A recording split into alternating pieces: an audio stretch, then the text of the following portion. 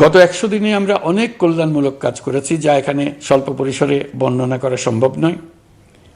আমাদের সরকার স্বচ্ছতা ও জবাবদিহিতায় বিশ্বাসী, তাই আমি সরকারের সকল মন্ত্রণালয়কে নির্দেশ দিয়েছি তাদের নিজ নিজ কাজের বিস্তারিত বিবরণ নিজেদের ওয়েবসাইট ও সামাজিক যোগাযোগ মাধ্যমে প্রকাশ করার জন্য। আমি আমার দপ্তরকেও বলেছি সরকারের সব কাজের বিবরণ যাতে জনগণ জানতে পারে, এই জন্য যেন প্রয়োজনীয় পদক্ষেপ নেওয়া হয়।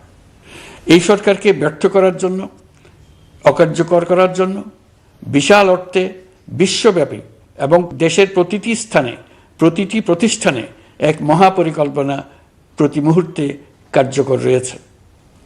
তাদের একটি বড় প্রচেষ্টা হচ্ছে আমাদের মধ্যে বিভেদ সৃষ্টি করা। পতিত সরকারের নেতৃবৃন্দ যারা এদেশ থেকে বিপুল পরিমাণ অর্থ পাচার করে নিয়ে গেছে, সেই অর্থে বলীয়ান হয়ে তারা দেশে ফিরে আসার জন্য চেষ্টা করে যাচ্ছে। তাদেরকে কিছুতেই সফল হতে দেবেন না। তারা সফল হওয়া মানে জাতির মৃত্যু, জাতি হিসেবে আমাদের অবসান।